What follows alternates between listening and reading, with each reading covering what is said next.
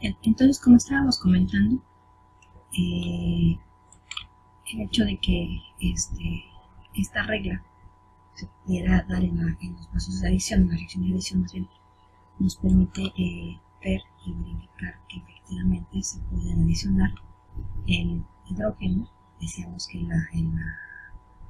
en el carbono, que tiene una mayor cantidad de hidrógeno, ¿no?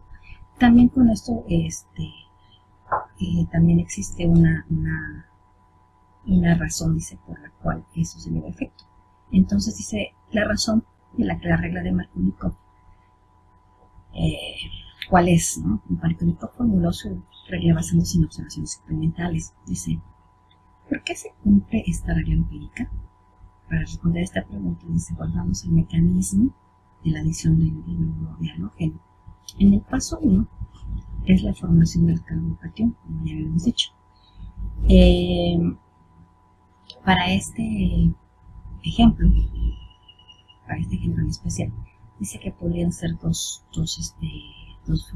formas de obtener un carbocatión. Una, como ya habíamos dicho, que se rompe el doble enlace, pues queda el protón, que tiene su carga parcial positiva, y puede darse que se genere en la primera, en el primer adición del primer carbono, o en la otra, una vez que se lleva el efecto del rompimiento, se genere en el segundo carbono este carbocatión. Entonces esto, debido al carbono en el cual se encuentra, recordemos que existe esa estabilidad, ¿okay? Entonces el orden de estabilidad de los carbocationes, nuevamente aquí se nos da a conocer que estos se generan a partir del tercer carbono, segundo y primero. Para el propeno, las dos posiciones de adición del hidrógeno conducen a, número 1, un carbocatión primario de alta energía inestable, precisamente debido a la cantidad de energía que se libera, se vuelve inestable. O 2, un carbocatión secundario de menor energía, pero más estable. Los estados de transición que se conducen en los intermediarios tienen carácter carbocatiónico, por lo tanto el carbocatión secundario tiene un estado de transición de menor energía y una velocidad de mayor formación. Es decir que entonces si nosotros tenemos se rompe el doble enlace y se adiciona el hidrógeno, vamos a tener el producto o el intermedio que se va a generar, que tiene una mayor estabilidad, que tiene una mejor formación de productos, va a ser en el carbono secundario. Por eso dice que el carbono secundario tiene un estado de transición de mayor energía y una velocidad de formación mayor. La adición de un reactivo a un alqueno asimétrico procede a través del carbocatión más estable, como que estábamos comentando ahorita. Esta es la razón por la que se cumple la regla de Markovnikov. Entonces recordemos que debido a la estabilidad que tenga este carbono, es en esa medida en que se va a dar un mejor producto, tal y como lo vemos aquí. ¿De acuerdo? Ahora bien, esta es la representación de la energía de transición a la energía de activación. En este caso, para el propeno, vean si este se genera en un carbono secundario, la liberación de energía es mucho menor, ¿sí?, que si se genera en un carbono primario. Esta etapa, que llamamos la etapa lenta del proceso donde se genera el carbocatión, donde se genera el intermediario, nos permite medir, como dice en la diapositiva, medir la velocidad con la que se lleva a efecto esa reacción. Pero vean si se coloca o se genera en un primer carbono primario, pues esa energía es demasiado alta, demasiado grande, y no va a haber una estabilidad de este intermediario que nos pudiera permitir ver el curso de cómo se lleva a efecto la reacción, ¿sí? Entonces aquí dice la reacción toma este curso. Si se genera un carbocatión secundario, ¿sí? La adición de anti-Markovnikov del ácido bromídrico. La adición de ácido bromídrico a los alcanos cumple a veces la regla de Markovnikov, pero a veces no la cumple. Este efecto no se observa con el ácido clorhídrico o con el ácido anhídrico. Si tenemos el propeno y en presencia del ácido bromídrico, veamos que en algunas ocasiones se nos va a generar el 2-bromopropeno, pero en ocasiones también nos va a dar el 1-bromopropano. Este producto es antimarcónico, es decir, que es muy probable que se pueda obtener este 1-bromopropano, pero que no va a ser muy estable, ¿sí? Acordémonos que por la posición en la que está unido el halógeno, entonces hay una inestabilidad. Pero sin embargo, si lo tenemos en un carbono secundario, como en el caso del bromopropano, aquí hay una mayor estabilidad en esta formación. Entonces nos dice que se ha observado que los bromuro del alquilo primarios se obtienen solamente cuando en la mezcla de reacción hay un peróxido u oxígeno. El oxígeno es un pi radical estable y los peróxidos se rompen fácilmente dando radicales libres. Es decir, que si generamos un radical libre, entonces sí es factible que se nos genere este producto. Cuando están presentes el oxígeno o los peróxidos en la adición del segundo médico, procede a través del mecanismo por radicales libres en lugar de un mecanismo iónico. Acuérdense que los mecanismos que se están formando en este tipo de reacciones, pues hay formación de iones, ¿no? Se disocia la molécula del fluoruro halogenado, pues nos forma una molécula de halógeno y una de hidrógeno. Entonces, si tenemos aquí la formación de que tenemos un peróxido, se rompe el enlace oxígeno-oxígeno y nos da lugar a dos radicales libres. Entonces, ya teniendo ese radical libre, recordemos que el hidrógeno, al disociarse al ácido bromhídrico, tenemos el bromo con carga negativa y el hidrógeno con carga positiva. Es decir, que aquí podemos tener también el rompimiento también de un que sea el rompimiento por radicales, es decir, que cada uno de ellos quede con un electrón libre, un radical. Entonces, si se lleva a efecto ese rompimiento, aquí también, tiene un electrón para compartir y por lo tanto, si se lleva a efecto ese rompimiento también de igual manera que en el anterior, aquí el hidrógeno también va a quedar con un electrón y el bromo quedaría con uno, es decir, formaríamos un radical libre para ambos. Existiendo ya esto, entonces se puede formar el halógeno que tenemos, se puede adicionar en el doble enlace, ¿sí? Entonces, si se rompe el doble enlace, aquí, entonces el bromo se puede adicionar aquí, en este carbono primario, ¿sí? Y entonces se genera un carbocatión que nos está dando un radical libre, que se genera precisamente también en el carbono secundario. Entonces, sería el más estable y entonces ya no se daría que sería menos estable, ¿no? Acordémonos que el bromo se generan dos productos diferentes. Entonces, la formación del producto, ya teniendo el bromo en el carbono primario, y teniendo otra molécula de ácido bromhídrico, pues se logra generar la formación de radicales libres aquí, y el radical que queda acá, este hidrógeno que nos queda con radical libre, se puede adicionar en este carbono secundario, ¿sí? Entonces, cuando el bromo ataca al alqueno, se forma un radical libre más estable. La estabilidad de los radicales libres, de la misma manera que en los carbocationes, varía en el orden. Entonces sería terciario también, secundario y primario. Ese también sería el orden de la estabilidad de los radicales. Ya esto ya lo habíamos visto en diapositivas anteriores, ¿okay? En el ejemplo del resultado de la adición por radicales libres, entonces sería se generaría el producto 1-bromopropano, ¿sí? Entonces recuerde que la estabilidad pues va a depender de la posición que tenga nuestro carbono, ¿okay? La adición de ácido sulfúrico y agua, aquí me falta mucho, y agua en alquenos o alquinos. Cuando se adiciona ácido sulfúrico en un alqueno, de la misma manera que en el halógeno de hidrógeno, el producto es un sulfato ácido de alquino, que puede usarse para sintetizar alcoholes y éteres. Tenemos aquí el ejemplo, tenemos nuestro ácido sulfúrico y tenemos un propeno. Si rompemos el enlace hidrógeno-oxígeno,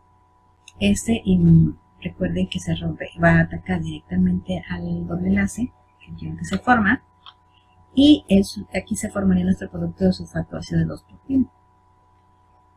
En solución fuertemente ácida, como lo es el ácido sulfúrico, es un ácido muy fuerte, el agua se adiciona a un doble enlace también para producir un alcohol.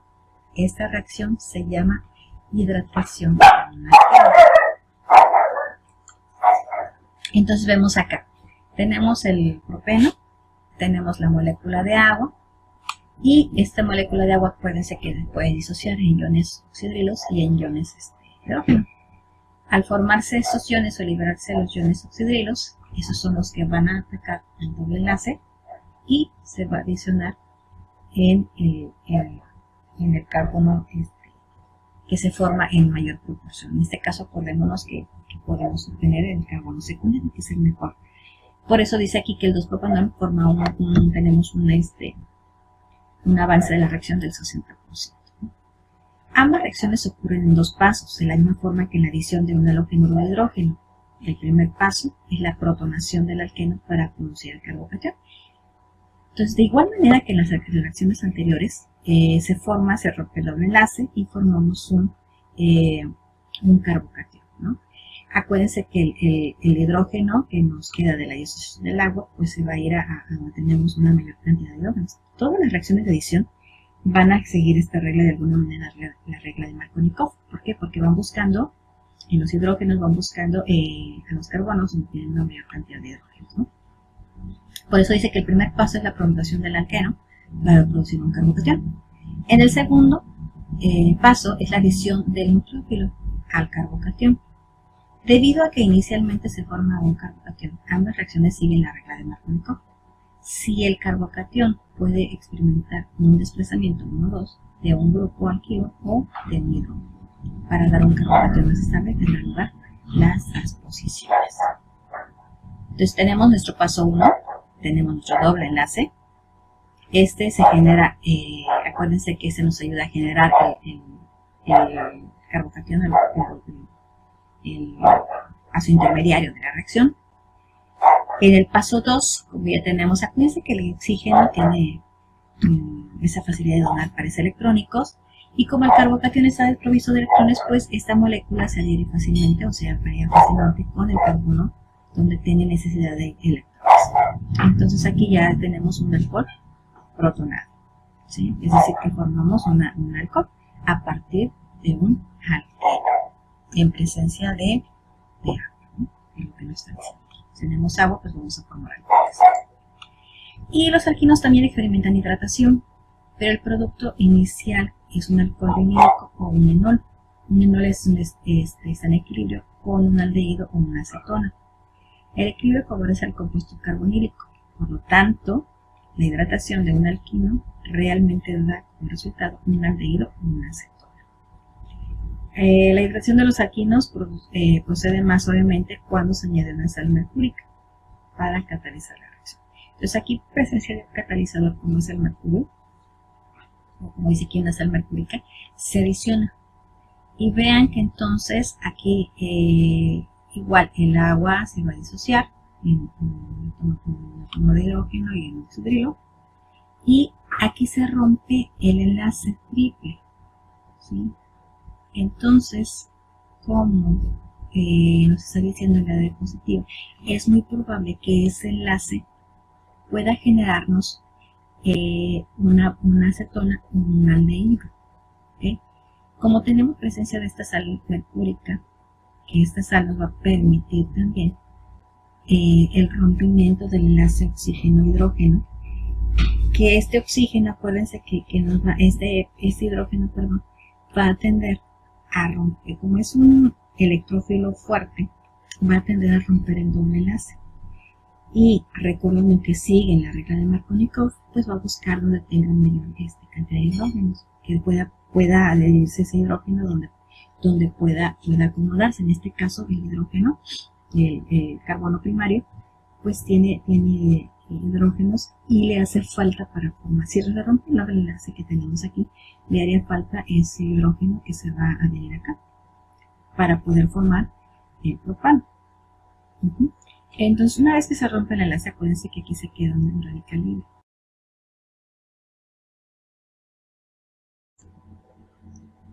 Bien, entonces estamos viendo aquí la hidratación de los alquinos a partir de unas almercúricas. Entonces decíamos que se rompe el enlace, se disocia el oxígeno del hidrógeno y bueno, el hidrógeno como es un electrófilo fuerte, pues al romper este doble enlace. Y pues recuerden que el hidrógeno queda desprovisto de electrones para dar condición a carburación. Pero en este caso, el hidrógeno se va a adicionar al carbono primario, permitiendo entonces que aquí se rompa el enlace y se puede generar un par electrónico. ¿Okay? También el otro mecanismo es polihidratación con estrato mercúrico. Se adiciona también agua en los alquenos en una reacción llamada oximercuración. Y a diferencia de las reacciones de adición discutidas anteriormente, como dice aquí, la oximercuración procede sin transposición. Generalmente el producto de oximercuración se reduce a un bromuro de sodio en una reacción subsiguiente llamada desmercuración. Esta produce un alcohol, el mismo que se obtendría como si se hubiese adicionado agua al doble enlace, y las reacciones de oximercuración-desmercuración por lo general dan mejores rendimientos de alcoholes que la adición de agua en ácido con ácido sulfúrico. Entonces veamos el ejemplo. Tenemos el hidrato de mercurio en un penteno en presencia de agua y vean cómo el acetato de mercurio se une también en el carbono primario del penteno, ¿sí? Donde se rompe el doble enlace. Entonces el oxidrilo que se genera de la molécula de agua, ese se adiciona en el alcohol secundario. Vean ahí. ¿Okay? Ahora, el proceso contrario a la oximercuración, que es la desmercuración, tenemos aquí ya nuestro compuesto. Y ahora, fíjense bien, se rompe el enlace que tenemos entre el mercurio y el carbono, ¿sí? Se rompe este enlace y nos genera entonces nuestro alcohol. Este compuesto que tenemos aquí, es decir, que todo eso se rompe, se enlace, genera el mercurio con este compuesto. Entonces, tenemos que este acetato se rompe el enlace junto con el mercurio y se adiciona a el pentano. ¿Sí? Que teníamos ya o el pentano, en el pentanol, tenemos aquí. Entonces ahora dice que el rendimiento global de esta reacción se genera en un 90%, ¿sí? de este proceso de mercuración. O sea que quiere decir que es un rendimiento muy bueno de este proceso de hidratación, ¿sí? a partir del acetato. Dice, de la misma forma que la adición de otros reactivos a los alquenos, la oximercuración es un proceso de dos pasos. La adición procede de un ataque electrofílico del acetato, seguido del ataque nucleofílico del agua.